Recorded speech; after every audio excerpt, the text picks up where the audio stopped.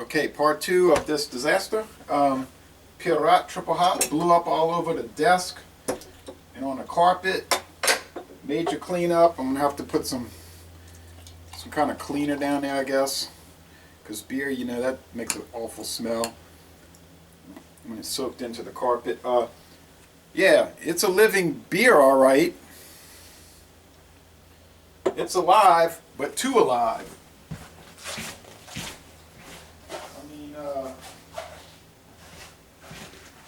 I'm telling you right now, folks, I barely cracked the cap. It just blew up out of the bottle. It started just rushing out like the most aggressive volcano, just all onto the desk, dripping onto the carpet, which is why I don't really like carpet. Like I said, it comes in this pack here with the Bornum, double Bornum, triple, the Guldendrach 9000 Piraat and Piraat triple hop. Okay. Try to get my emotional state back together. 10.5% alcohol. They use 4 hops 3 different times with this beer: saaz, tetra, and aurora.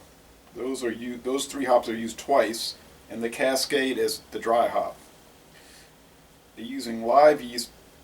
Gets a very good score on Beer Advocate. The bros say it's outstanding, an A+, so from a B+ to an A+.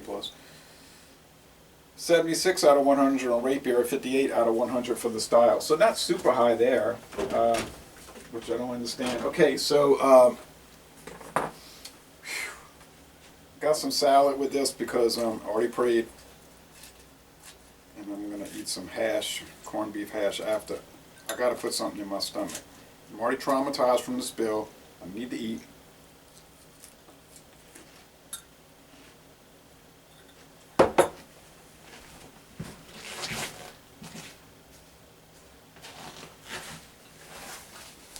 It's after 11 a.m. Okay. That's a spongy head. And you can see how hazy it is. It's like copper color, right? The sun coming through the window, it's still copper color or more amber this way. A lot of bubble streams. Yeah, fierce bubble streams to say the least. Man, I wish I'd have had that aimed at the desk when I just barely cracked it. You just seen just a cascade, a waterfall. The aroma is it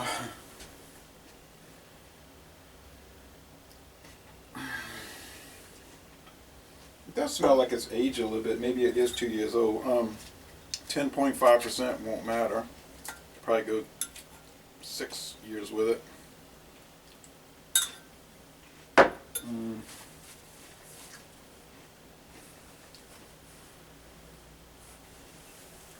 It's bountiful in the aroma.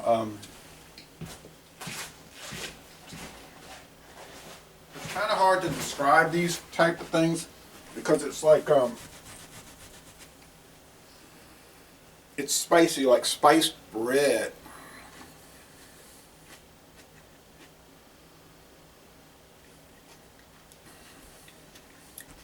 Yeast, right? And this will sound crazy, but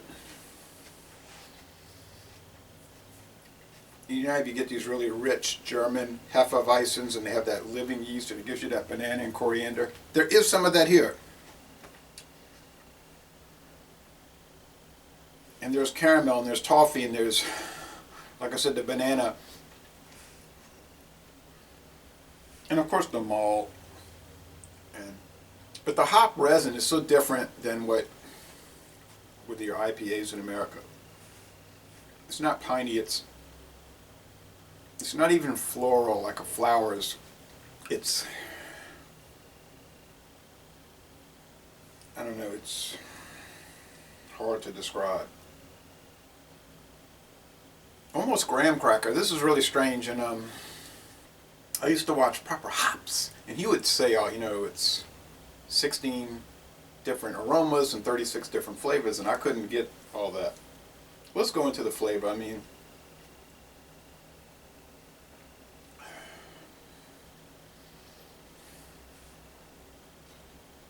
You can tell it's 10%, man.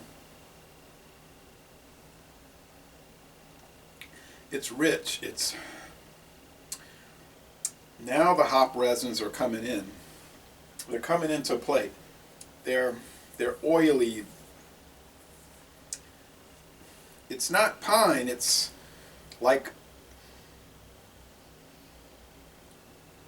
the Rush Grace Under Pressure tour, 1984 at the Lakefront Arena in New Orleans. I like the aroma, something like. Okay, well, that's what it reminds me of.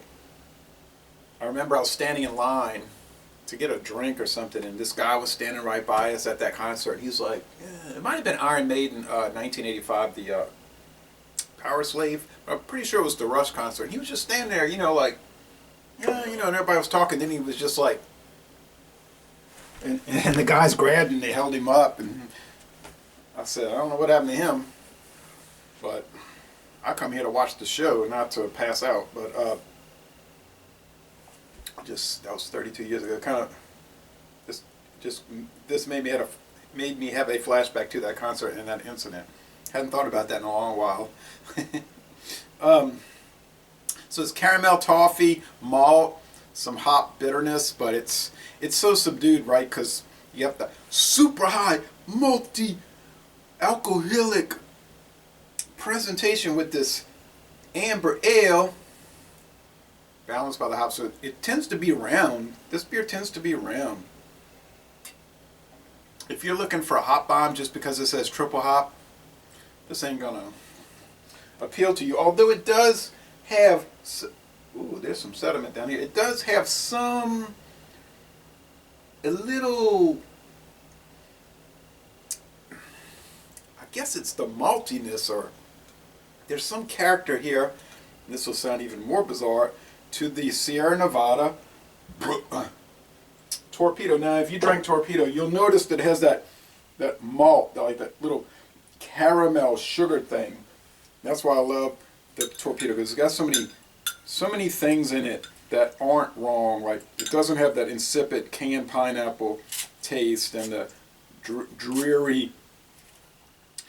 sort of dreary characteristics that a lot of the last 5 or 6 years we've run across with American IPAs.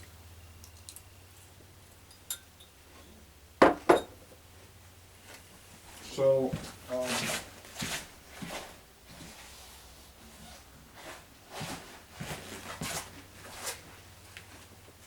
I would highly recommend this, and I think I'm going to go with the Brews and say it's an outstanding beer. And I don't think I can really do it a just review. Not too thrilled with the explosion, but thrilled with the product. I think I lost about 2 ounces on this when that blew up. It's 11.2. I think I'm drinking 9.2. Look, it's already halfway gone. So anyway, on the sugar, you know, the Cyclops scale is probably 4 out of 5 sugar cubes. No joke, 3.5 minimum. It's probably 2 out of 5. Hop cones 2.5, probably, maybe better. It's a high, medium to low heavy mouthfeel, and the finish is